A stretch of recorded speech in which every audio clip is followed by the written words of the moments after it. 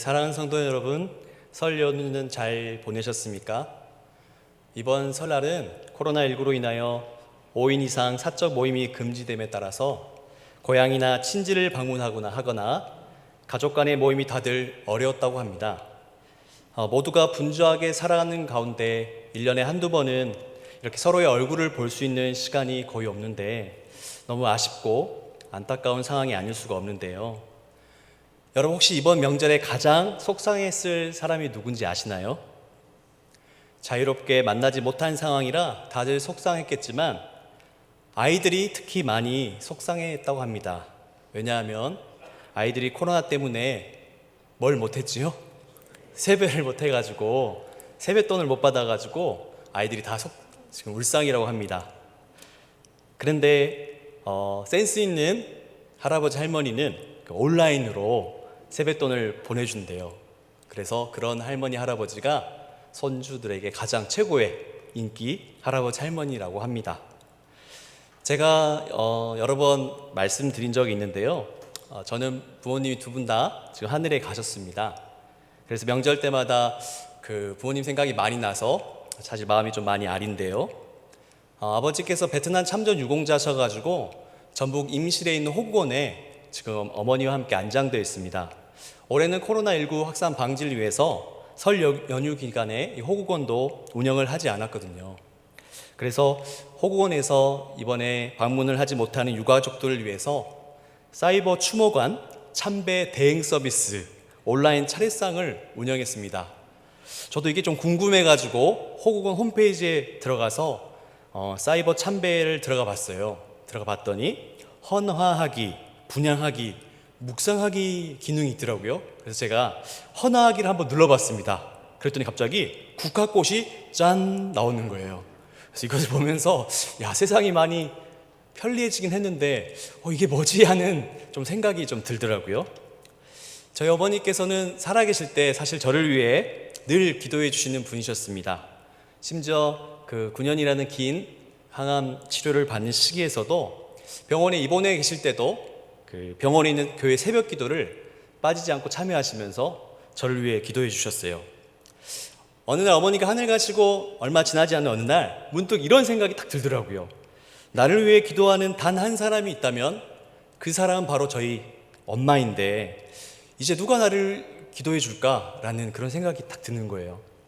사랑하는 아내나 주변의 사람들이 당연히 저를 위해 기도해 주겠지만 어머니께서 날마다 저를 위해 새벽마다 기도해 주셨다는 사실이 저에게 얼마나 든든하고 힘이 되었는지 새삼스럽게 깨달았던 시간이었던 것 같아요. 사랑하는 여러분, 여러분은 이 사람만큼은 나를 위해 기도해 준다, 이 사람은 나를 위해 반드시 기도해 준다 라고 말할 수 있는 그런 사람이 있으실까요? 잠깐 한번 생각해 보실래요? 딱 하고 떠오르는 사람이 혹시 있습니까? 바로 그 사람이 여러분의 배우자, 여러분의 자녀, 또 친구, 그리고 구역 식구들, 구역장님, 교우장님, 또 여러분을 섬기는 교회 목회자들 되시기를 축복합니다. 그런데 여러분, 나를 위해 기도해주는 그 사람이 바로 떠오르지 않더라도 낙심할 필요가 없습니다. 왜냐하면 우리를 위하여 항상 간구해 주시는, 기도하시는 분이 있기 때문이지요. 우리 시간 로마서 8장 34절을 자막을 보고 다 같이 한번 읽도록 하겠습니다. 시작. 죽으실 뿐 아니라 다시 살아나신 이는 그리스도 예수시니 그는 하나님 우편에 계신 자요 우리를 위하여 간구하시는 자신이라. 아멘. 우리 구주 예수 그리스도 이 땅에 오셔서 고난당하시고 십자가에 죽임당하셨습니다. 그런데 그 누구도 우리 주님을 무덤에 가둘 수가 없었습니다. 우리 주님 사망 권세 이기시고 사흘 만에 다시 살아나셨고 40일 동안 이 땅에서 하나님 나라의 일을 말씀하시고 하늘로 승천하셨지요. 그래서 우리는 사도신경을 통해 우리의 믿는 바를 이렇게 고백합니다. 하늘에 오르시어 전능하신 아버지 하나님 우편에 앉아 계시다가 거기로부터 살아있는 자와 죽은 자를 심판하러 오십니다. 부활하시고 승천하시는 우리 주님, 지금 어디에 계시다고 말씀합니까? 바로 하늘에 있는 하나님 우편에 앉아 계시다고 말씀합니다. 그리고 그 주님은 마지막 그날에 이 땅을 심판하러 다시 오신다고 말씀합니다. 그런데 여러분, 우리 주님께서 마지막 심판 날까지 아무것도 안 하시고 그저 하나님 우편에 앉아서 쉬고 계실까요? 아닙니다. 우리가 살펴본 말씀대로 우리 주님은 지금도 우리를 위해 간구하고 계십니다. 저를 위해 기도하셨던 어머니는 하늘에 가셔서 안식을 취하고 계시지만 하늘에 가신 우리 주님은 지금도 우리를 위해 쉬지 않고 기도하시고 계십니다. 이 사실이 얼마나 저에게 든든하고 힘이 되는지 모릅니다. 여러분, 우리 주님은요, 언제나 기도하시는 분이었습니다. 우리가 매일 묵상하는 누가복음에서 가장 중요한 주제 중에 하나가 바로 기도입니다. 누가복음에서 예수님을 특별히 언제나 기도하는 분으로 묘사하고요, 또 예수님이야말로 기도의 몸이 되시는 분이라고 우리에게 소개해 줍니다. 예수님은 이 땅에 계실 때나 지금 이 순간 하늘 우편에 앉아 계실 때나 언제나 어디서나 기도하신다는 사실을 여러분 꼭 잊지 마시기 바랍니다. 사랑하는 여러분, 저는 오늘 이 시간 말씀을 통해서 예수님께서 지금도 우리를 위하여 간구하신다는 사실이 우리에게 주는 교훈이 무엇인지를 한번 살펴보고자 합니다. 오늘 우리가 살펴본 히브리서는요, 그리스도의 세 가지 직분, 즉 선지자, 왕, 제사장 직분 중에 특별히 제사장이신 예수님에 대하여 강조하고 있습니다. 하나님께서는 모세를 통해 야곱의 12아들들의 이름을 따서 12지파를 세우셨습니다. 그런데 하나님은요, 그 모세에게 특별히 레위지파를 따로 구별하게 하셨고, 그 레위지파로 하여금 제사의 역할을, 제사를 드리는 일에만 전념할 수 있도록 구별하게 하셨습니다. 그래서 12지파 중에 오직 레위지파만이 제사장 직무를 감당할 수 있었습니다. 그런데 여러분, 우리가 잘 알다시피 예수님은 어느 지파 출신이시죠? 누가 크게 대답해 주셨는데, 예수님은 레위지파가 아니라 유다지파 출신입니다. 제사장은 오직 레위지파 출신이어야만 했는데 예수님은 유다지파 출신이었던 것이지요. 그래서 히브리서 기자는요, 예수님이 레위지파 제사장들과는 근본적으로 다른 제사장이라고 말씀합니다. 그런데 성경에는요, 레위지파가 아님에도 불구하고 제사장이었던 한 사람을 우리에게 소개하는데요, 바로 그 사람은 멜기세덱이라는 사람입니다. 멜기세덱은요, 레위지파가 제사장 직무를 감당하는 자로 구별되기 훨씬 이전인 창세기 14장에 처음 한 번 딱 등장하고 사라지는 인물입니다. 멜기세덱에 대한 소개가 우리가 읽진 않았지만 히브리서 7장 1절에서 3절까지 말씀에 기록되어 있는데요, 제가 1절을 읽고 여러분이 2절을 읽고 3절을 자막을 보시고 함께 읽겠습니다. 이 멜기세덱은 살렘 왕이요 지극히 높으신 하나님의 제사장이라 여러 왕을 쳐서 죽이고 돌아오는 아브라함을 만나 복을 빈 자라.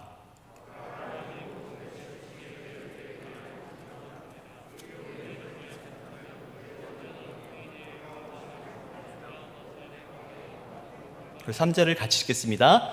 아버지도 없고 어머니도 없고 족보도 없고 시작한 날도 없고 생명의 끝도 없어 하나님의 아들과 닮아서 항상 제사장으로 있느니라. 아멘. 멜기세덱은 지극히 높으신 하나님의 제사장이라고 말합니다. 그는 아브라함에게 복을 빌어주고 아브라함으로부터 모든 것의 10분의 1을 받았습니다. 어떤 사람이 다른 사람에게 복을 빌어주고요, 다른 사람으로부터 어떤 뭔가를 받을 때는 복을 빌어주는 사람 또한 어떤 것을 받는 사람이 더 높은 존재라는 사실을 우리가 알 수 있는데요, 또한 히브리서 기자는 멜기세덱이 살렘 왕이요 의의 왕이요 평강의 왕으로 또한 하나님의 아들을 닮아서 항상 제사장으로 있다고 말합니다. 제사장이면 제사장이고 또 왕이면 왕인데 멜기세덱은요, 제사장이면서 동시에 왕인 존재라고 우리에게 소개하는 것이죠. 심지어 그는 아버지도 없고 어머니도 없고 족보도 없고 시작한 날도 없고 생명의 끝도 없다고 말합니다. 정말 놀랍고 신비로운 인물이라고 말할 수 있는데요, 그래서 많은 신학자들은 이 멜기세덱이 바로 신약에 오실 메시아를 상징하는 모형적인 인물이다라고 우리에게 말합니다. 그래서 이러한 사실들을 통해 히브리서 기자는요, 레위지파의 제사장들과 이 멜기세덱을 구분합니다. 그리고 예수님께서 레위지파 제사장의 반차를 따라서 오신 분이 아니라 이 멜기세덱이라는 신비로운 인물의 반차를 따라서 이 땅에 오신 제사장이라고 우리에게 소개합니다. 여기서 반차는요, 계열 혹은 서열, 계통이라고 말할 수 있는데요, 쉽게 말하면 이거예요. 레위지파의 제사장 라인이 아니라는 거죠. 레위지파의 계통으로 오신 분이 아니라 예수님은 멜기세덱 라인이라는 거예요. 멜기세덱 계통으로 이 땅에 오신 제사장이라고 우리에게 히브리서 기자는 소개하고 있습니다. 그래서 히브리서 기자는요, 히브리서 내내 레위지파의 제사장들과 멜기세덱의 반차를 따라오신 예수님을 비교합니다. 오늘 본문 23절과 24절을 제가 읽겠습니다. 제사장 된 그들의 수요가 많은 것은 죽음으로 말미암아 항상 잊지 못함이로되 예수는 영원히 계심으로 그 제사장 직분도 갈리지 아니하리라. 아멘. 레위지파의 제사장들은요, 죽음을 결코 피할 수 없었습니다. 그들은 언젠가 죽습니다. 그들이 살아있을 동안에는 이 제사장 직무를 감당할 수 있었지만 그들이 죽어버리면 제사장 직무는 거기서 끝이 나고 그들의 다음 세대가 그들을 이어서 제사장 직무를 감당했던 것이죠. 그래서 그들의 레위지파의 제사장의 임무는 영원하지 않았고요, 일시적이었습니다. 그러나 우리 구주 예수 그리스도는 어떻습니까? 그분은 영원히 살아계신 분이시죠. 그러므로 그분은 영원한 제사장이라고 성경은 말합니다. 레위지파의 제사장들과 예수님과의 차이는 이것뿐만이 아닙니다. 오늘 본문 10장 26절, 27절 말씀도 우리가 한 목소리로 한번 성경을 보고 읽어볼까요? 시작. 이러한 대제사장은 우리에게 합당하니 거룩하고 악이 없고 더러움이 없고 죄인에게서 떠나 계시고 하늘보다 높이 되시니라. 그는 저 대제사장들이 먼저 자기 죄를 위하고 다음에 백성의 죄를 위하여 날마다 제사 드리는 것과 같이 할 필요가 없으니 이는 그가 단번에 자기를 드려 이루셨음이라. 아멘. 26절에서 뭐라고 말씀합니까? 예수님은 하나님 앞에 완전하시고 거룩하시고 악이 없으시고 죄로 말미암아 오염되지 않아서 더럽혀지지 않은 분이라고 소개합니다. 예수님은 참 사람으로서 모든 면에서 완전하셨기 때문에 죄인들을 대신할 수 있었습니다. 근데 거기서 그치는 게 아니시죠. 예수님은 참 사람으로서 하늘보다 더 높으신 이셨기 때문에 죄인들을 능히 구원하실 수 있는 분이라고 성경은 우리에게 예수님을 소개합니다. 또한 27절은 뭐라고 말씀합니까? 구약의 제사장들이 백성을 위하여 제사를 드릴 때에 그 제사장들도 자기 자신도 죄인이기 때문에 다른 사람들, 백성들을 위해 제사를 드리기 전에 먼저 자기의 죄를 없이 하는 제사를 드렸어야 된다라고 말합니다. 그런데요, 이 대제사장이 드리는 제사도 그 제사장의 죄를 없이 할 수 없었기 때문에 날마다 반복해서 그 제사를 드려야 된다라고 성경은 말해주죠. 그런데 우리 주님의 제사는 어떻습니까? 예수님은 제사장들과 달리 죄가 없으신 분이셨죠. 그리고 제사장들은 제물을 바치는 자들이었는데 예수님은 자기를 제물로 바쳐서 단 한 번의 그 제사로 백성의 모든 죄를 완전히 사해 주셨기 때문에 예수님은 한 번만 드리면 되는 것이었어요. 제사를 날마다 반복할 필요가 없으셨다라고 성경은 레위지파의 제사장들과 예수님을 대조하고 있는 것입니다. 사랑하는 여러분, 레위지파의 제사장들은 무엇을 드렸다고요? 제물을 드렸습니다. 양과 염소를 드렸지요. 그런데 우리 주님은 자기 자신을 제물로 드리신, 제물이 되신 대제사장이라고 성경은 우리에게 말씀하고 있습니다. 그런데 여러분, 제가 오늘 본문에서 의도적으로 한 구절을 건너뛰고 지금 말씀을 다루었는데요. 어떤 말씀을 제가 빠뜨렸죠? 바로 25절입니다. 제가 23절과 24절의 말씀을 다룬 다음에 25절을 건너뛰고 26절과 27절의 말씀을 다루었습니다. 왜 제가 25절의 말씀을 먼저 다루지 않았는지는 이제 말씀을 차차 살펴가면서 조금 이따가 다시 말씀드릴 텐데요. 우리 시간 먼저 25절의 말씀, 25절의 말씀을 한 목소리로 읽겠습니다. 시작. 그러므로 자기를 힘입어 하나님께 나아가는 자들을 온전히 구원하실 수 있으니 이는 그가 항상 살아계셔서 그들을 위하여 간구하심이라. 아멘. 이 말씀은요, 영원한 제사장이신 예수 그리스도는 언제나 자신을 힘입어 하나님께 나아간 자들을 위하여 간구하심으로 우리를 구원하신다는 말씀입니다. 예수님은 자기를 힘입어 하나님께 나아간 자들을 항상 구원하시는 분이십니다.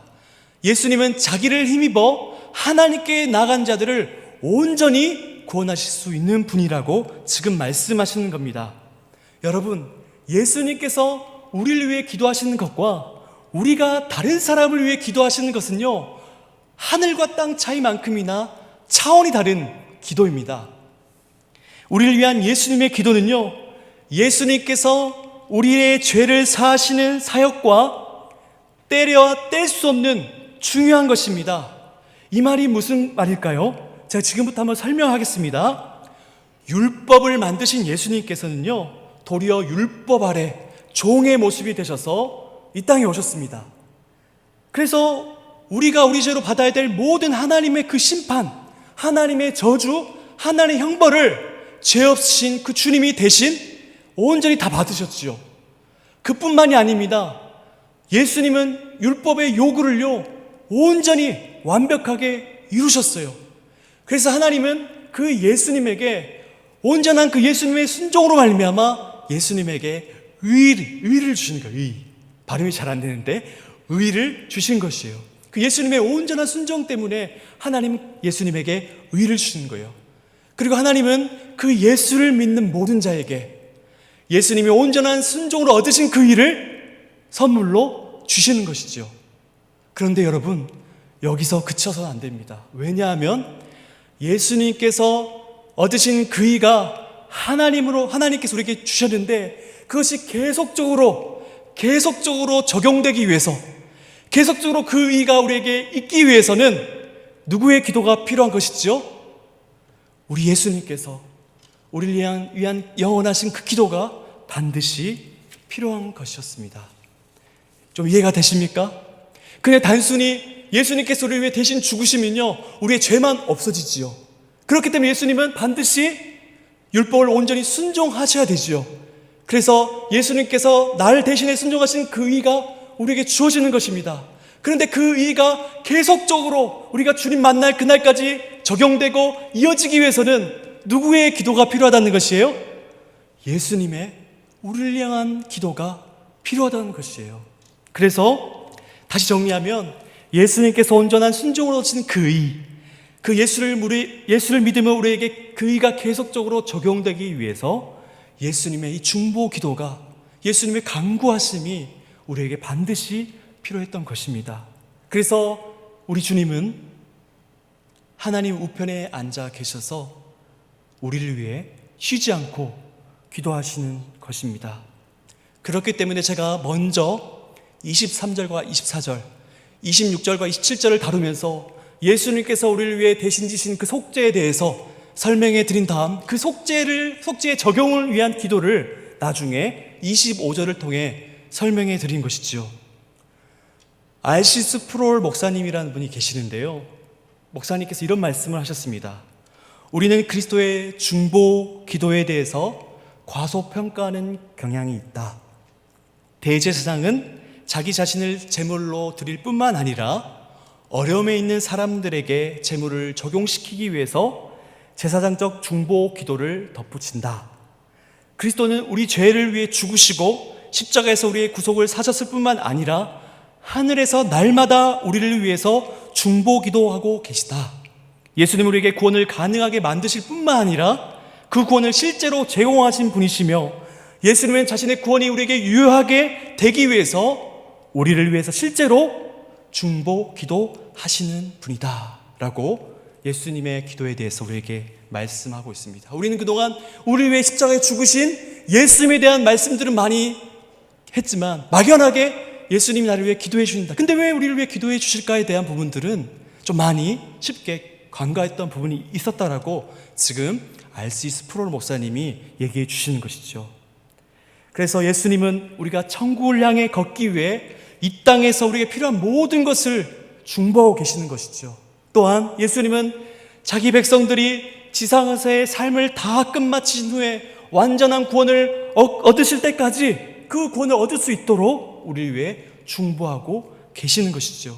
그래서 우리의 구원은 어떻습니까? 그래서 우리의 구원은 완전하고 그리고 최종적이며 확실하다는 것이죠. 이것이 바로 우리 신자에게 주는 만족이며 또 뭡니까? 확신이며 위로며 기쁨이 되는 것이죠. 여러분, 이것이 우리에게 기쁨이지 않습니까? 확신이지 않습니까? 그 예수님이 쉬지 않고 우리를 위해 기도하신다는 그 사실이 우리의 영원하신 구원을 이루는데 반드시 필요하다는 그 사실, 그것이 우리에게 위로가 되고 소망이 되고 기쁨이 되는 것입니다. 그런데 여러분, 문제는 뭡니까? 우리가 하나님의 구원을 받았음에도 불구하고 우리의 현실이 너무나 부끄럽다는 것이죠. 우리가 이 땅에서 행하는 모든 일들이 과연 거룩하신 하나님이 받으시기에 합당한 그런 삶이 될까? 삶일까? 과연 나의 삶은 하나님이 기뻐 받으시는 삶이 맞나라는 그런 때로는 의문과 낙심과 회의감에 빠지는 것이 사실 아니겠어요? 우리의 찬양은 어떻습니까? 이사야 6장을 보니까요, 이사야 선지자가 한 환상을 봐요. 하나님께서 그 보좌 우편에 앉아 계시는 환상을 보는데 그 우편 주위에 스랍들이 서로 화답하면서 찬양하는 소리를 듣습니다. 그 소리가 무엇이냐면 거룩하다 거룩하다 거룩하다 만군의 여호와여, 그의 영광이 온 땅에 충만하시도다. 그리고 사도 요한은요, 요한계시록 4장에 천상의 예배를 환상 가운데 보는데 거기서도 네 생물들이 찬양하는 모습을 보는데요, 뭐라고 찬양하는지 들어보실래요? 거룩하다 거룩하다 거룩하다 주 하나님 곧 전능하신 이여, 전에도 계셨고 이제도 계시고 장차 오실 이시라. 아멘. 천사들의 이 찬양 소리가 얼마나 아름다울지 도무지 상상이 안 됩니다. 우리 이선택 청년의 찬양도 이렇게 아름다운데, 네. 천사들의 찬양은 얼마나 아름다울까요? 그렇죠? 그런데 그 천사들의 찬양에 비해 우리의 찬양은 어떠냐는 것이죠. 여러분, 최고의 실력을 갖춘 가수나 성악가도 아닌 제가요, 전 악보를 볼 줄 모릅니다. 박자감은 더 없어요. 근데 제가 뭘 하고 있습니까? 은평찬양단 찬양인도를 하고 있어요. 이게 말이나 됩니까, 여러분? 야, 천사들의 찬양을 생각하다가 저의 찬양을 생각하면 어떻게 돼요? 빨리 숨고 싶고 너무나 부끄럽고, 그것이 사실이에요. 우리 예배는 어떻습니까?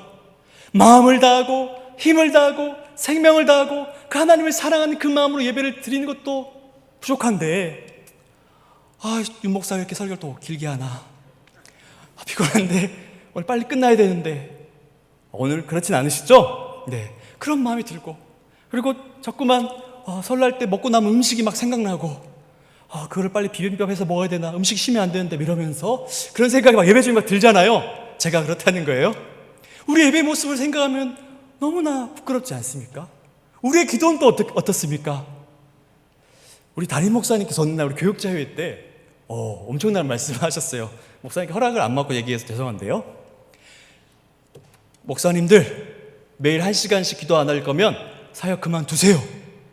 우리 목사님이 아주 부드럽게 얘기하셨어요. 오해하지 마시고요, 아주 부드럽게 평소처럼 기도하라고 도전하셨어요.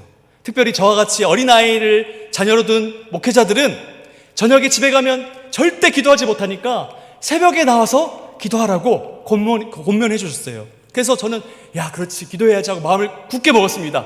내가 새벽을 깨우리로다 막 외치면서 바로 제가 담당하는 삼청년부들, 그리고 은평찬양단, 여기 계신 은평찬양단, 그리고 단기선교부 지도들에게 다 연락했어요. 내가 새벽마다 여러분들을 위해 기도하겠으니까 올해 2021년 기도 제목 다 보내라. 내가 새벽을 깨울 것이다.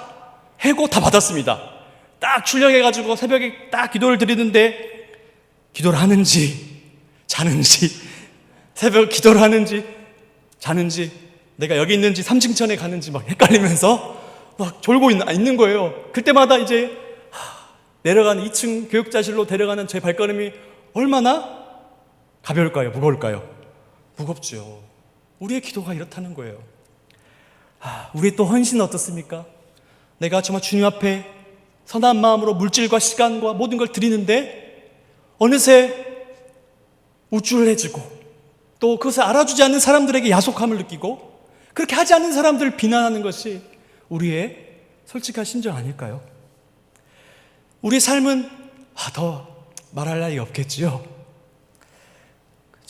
우리가 정말 하나님의 구원을 받은 자인데 과연 나의 이런 모습을 보면 하나님이 나의 삶을, 우리 예배를, 우리의 기도를, 찬양을 받아주실까? 라는 생각이 들 때가 있어요. 그래서 때로는 자포자기하는 마음이 들고 그냥 허탈한 생각에 낙심될 때가 너무나 많은 것이 사실이죠. 그런데 여러분, 우리를 위해 간구하시는 예수님을 통해 하나님을 향한 우리의 모든 행위가요 하나님께 연락이 된답니다. 우리 베드로전서 2장 5절을 한 목소리로 한번 읽어볼까요? 시작.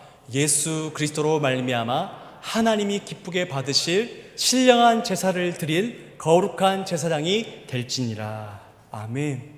우리의 찬양과 우리의 기도와 우리의 예배와 헌신은 너무나 불순번이 가득 껴서 정말 하나님께 드릴 만한 것이 될까라는 회의감과 낙심이 들 때가 많지만 하늘에서 지금도 우리를 위해 중보하시는 그 기도로 말미암아 우리의 모든 불순물이 걸러지고 하나님이 받으실 만한 최고의 경배와 최고의 찬양과 최고의 예배로 올려진다고 성경은 우리에게 말씀합니다.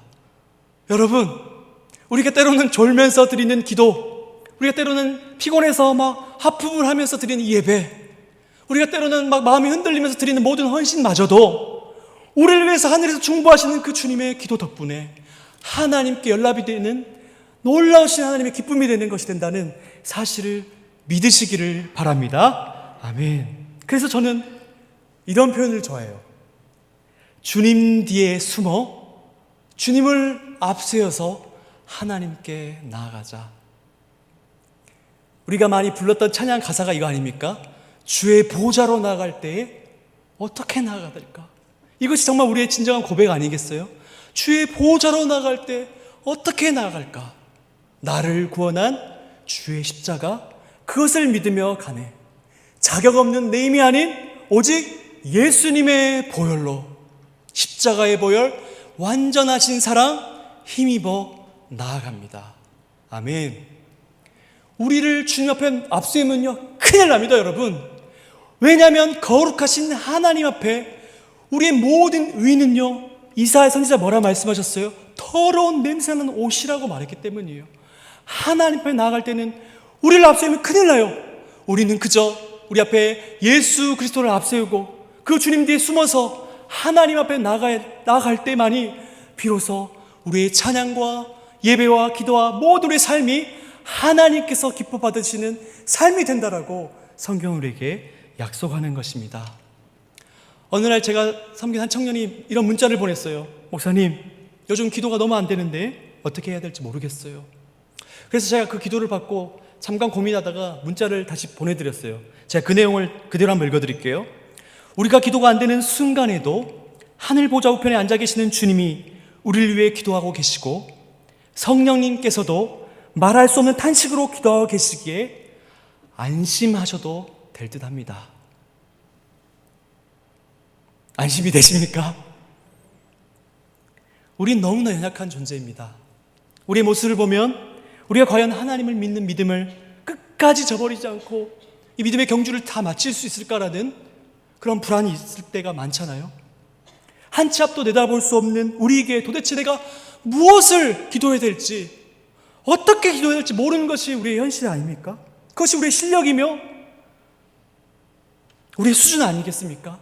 그런데 여러분, 바로 그때 우리 주님께서 우리에게 보내신 성령께서 우리를 위해 탄식하고 있다라고 성경은 말합니다. 제가 저 인생을 봐도 노답인데 성령께서 저를 보시니 탄식이 안 나올 수가 없죠.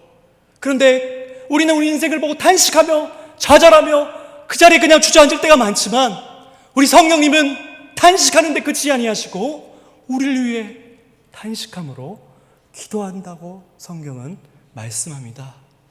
사랑하는 여러분, 기도가 잘 안 되십니까? 괜찮습니다. 안심하셔도 됩니다. 하늘 보좌에 앉아 계신 우리 주님께서 지금도 우리를 위해 기도하고 계십니다. 우리 안에 영원히 함께 하시는 성령님께서 지금 이 순간 우리를 탄식하시며 기도하고 계신다는 사실을 믿으시기를 바랍니다. 아멘. 그래서 루이스 벌코프라는 교수님은 이렇게 우리에게 말씀해 주셨어요. 그리스도께서 심지어 우리가 기도 생활을 게을리할 때에도 우리를 위해 기도하십니다. 그리스도는 우리의 생각에 못 미치거나 기도 중에 종종 빠뜨리는 영적 피로들도 성부 하나님께 간구해 주십니다. 그리고 그리스도께서 우리가 미처 의식하지도 못하는 위험들과 감지하지 못하는 우리를 노리는 대적들에 대항하여 우리를 보호하기 위해 기도하신다는 사실을 생각만 해도 위로가 되는 것이 사실입니다. 그리스도는 우리의 믿음이 멈추지 않고 끝까지 승리하도록 기도하십니다. 아멘. 그래서 사도 바울은 로마서 8장 37절에서 뭐라 얘기하십니까? 그러나 이 모든 일에 우리를 사랑하신 이로 말미암아 우리가 넉넉히 이기느니라. 아멘. 우리의 모습을 보면 넉넉히가 말이 되겠어요? 이 넉넉히는 완벽한 승리를 말하거든요. 완벽한 승리, 우리 삶을 보면 말이 됩니까? 안 되죠. 그런데 우리를 사랑하시는 그 주님의 기도와 성령님의 그 탄식하는 기도를 통하여 우리의 믿음의 경주를 완벽하게 마칠 뿐만 아니라 넉넉하게 승리할 것이라고 성경 우리에게 약속해 주는 것이죠. 사랑하는 여러분, 오늘 설교 제목이 무엇인지 기억하시나요? 오늘 설교 제목은요, 누군가 널 위해 기도하네입니다. 한번 우리 찬양 가사 한번 띄워주실래요? 잘 보이시나요? 제가 한번 읽어드리겠습니다. 당신이 지쳐서 기도할 수 없고 눈물이 빗물처럼 흘러내릴 때 주님은 우리 연약함을 아시고 사랑으로 인도하시네. 누군가 널 위하여 누군가 기도하네. 내가 홀로 외로워서 마음이 무너질 때 누군가 널 위해 기도하니. 당신이 외로이 홀로 남았을 때 당신이 누구에게 위로를 얻나. 주님은 아시네. 당신의 마음을 그대 홀로 잊지 못하는. 조용히 그대 위에 누군가 기도하네. 내가 홀로 외로워서 마음이 무너질 때 누군가 널 위해 기도하네. 저는 어릴 때 이 찬양을 많이 불렀습니다. 근데 이 찬양을 부를 때는요, 그냥 좀 모호하게, 정확히 누군가는 모르지만 그래도 누군가는 날 위해 기도하겠지라는 그런 생각을 가지고 찬양을 불렀던 것 같아요. 그런데 말씀을 준비하면서 그 누군가, 사랑하는 그 엄마, 날 위해 새벽마다 기도했던 그 엄마는 지금 나를 위해 기도하지 못하시지만, 또 세상에 그 어떤 누구도 설령 나를 위해 기도해주는 사람이 없을지라도 괜찮다. 왜요? 우리 주님께서 날 위해 지금도 기도하시기 때문에. 그것이 얼마나 큰 위로와 소망이 되는지 모릅니다. 사랑하는 여러분, 죄 많은 세상에 믿음의 신자로 사는 것도 녹록하지 않은데 코로나19라는 출구가 없는 답답한 터널을 지나가고 있으면서 정말 포기하지 않고 지금까지 버텨주셔서 정말 고맙습니다. 세상에 정말 홀로 있는 것 같은 외로움과 그 누구도 이해할 수 없는 고통의 시간, 그 가운데를 걸어가면서 과연 누가 나를 위해 기도할까라는 그 막막함이 밀려오는 그 순간에도 나의 죄를 위해 십자가에 죽으신 그 주님, 십자가에 죽으시고 부활하시고 승천하셔서 하늘에 오르신 그 주님이 날 위해, 여러분을 위해 기도하고 있다는 사실을 절대 잊지 마시길 바랍니다. 나의 삶을 보면 과연 내가 구원받은 자인가? 나는 과연 이 믿음의 경주를 잘 마칠 수 있을까라는 두려움과 걱정이 밀려올 때라도 우리를 위해 기도하시는 그리스도께서 자기를 힘입어 나오는 자들을 온전히 구원하신다고 오늘 말씀은 우리에게 약속하십니다. 우리의 구원은 결코 우리의 어떠함과 상관없이 우리의 어떠함에 따라 중간에 막 변경되거나 취소되지 않습니다. 왜냐하면 그 주님이 우리를 위해 기도하고 계시기 때문입니다. 또한 우리가 이 땅에 드린 하나님께 드리는 우리의 모든 행위는 여전히 너무 부족하고 불순물투성이지만 우리를 위한 그리스도의 기도로 말미암아 하나님께 영광이 되고 하나님이 기뻐 받으시는 모든 것이 된다는 사실을 기억하시길 바랍니다. 사랑하는 여러분, 말씀을 마무리하겠습니다.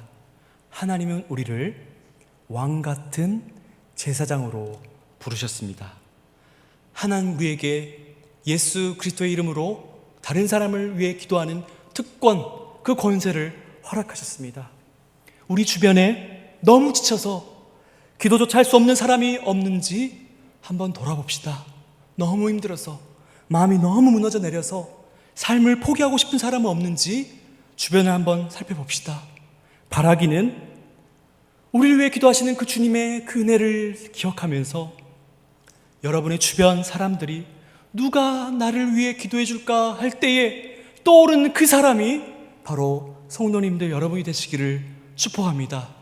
삶의 무게가 너무나 힘들어 인생의 끈을 놓고 싶을 때 마지막으로 한번 전화하면서 제발 나를 좀 붙잡아 주라고 그렇게 전화할 때에 전화할 수 있는 그 사람이 바로 성도님들 되시기를 축복합니다. 그래야 그 주님 날 위해 죽으실 뿐만 아니라 나를 위하여 모든 율법의 요구를 순종하실 뿐만 아니라 나를 위해 지금도 쉬지 않고 기도하시는 그 주님의 기도를 기억하시면서 다른 사람을 위해서 기도하는, 정말 다른 사람을 위해 간구하시는 성도님들 모두 되시기를 주님의 이름으로 축복합니다. 아멘. 기도하시겠습니다. 할렐루야. 주님 감사합니다. 우리의 삶을 바라볼 때에 과연 하나님이 나와 함께 하시는 것이 맞는지, 정말 하나님이 나를 사랑하시는 것이 맞는지 의심이 들 때가 많고 낙심이 들 때가 많지만 하나님은 하나뿐인 아들을 십자가에 죽이시면서 울량한 하나님의 그 사랑을 확실히 증거해 주셨습니다. 우리 주님 아버지의 뜻에 순종하여 이 땅에 오셔서 우리가 받아야 할 모든 죄에 대한 하나님의 무시무시한 심판과 형벌과 저주를 대신 받으시고 율법의 모든 요구를 이루심으로 하나님으로 받은 그 의의를 우리에게 주시고 이제는 그 하나님께로 우리가 받은 그 의의가 영원히 우리에게 적용되도록 지금도 쉬지 않고 하늘 보좌에서 우리를 위해 기도하고 계신 줄 믿습니다. 그렇게 우리의 구원과 우리의 삶은 결코 무너질 수 없으며 우리는 주님 다시 오실 그날에 영원히 주님과 함께 하나님의 나라에서 함께 다스리며 함께 먹고 마시며 이 땅을 통치하며 살게 될 줄 믿습니다. 주님 바라기는 그 하나님의 그 사랑과 그리스도의 중보하심을 기억하며 이제는 눈을 들어 마음을 열어 주변의 사람들을 돌아볼 수 있는 마음의 여유를 허락하여 주옵소서. 주께서 우리를 위해 기도하시듯이 우리도 주변 사람들 돌아보며 그들을 위해 기도할 수 있는 기도의 사람 되게 도와주옵소서. 때로는 우리가 너무나 지쳐서 기도조차 할 수 없을 때라도 우리의 삶의 모든 현실들은 하나님께 드릴 만한 것이 못됨에도 불구하고 그리스도의 기도로 덕분에 우리의 모든 삶이 하나님께 기쁘게 받으시는 삶이 된다는 사실을 기억하며 안심하고 두려워하지 아니하고 날마다 보좌 앞으로 나아가는 믿음의 사람들 될 수 있도록 인도하여 주옵소서. 우리 위해 지금도 기도하시는 예수님의 이름으로 기도합니다. 아멘. 감사합니다.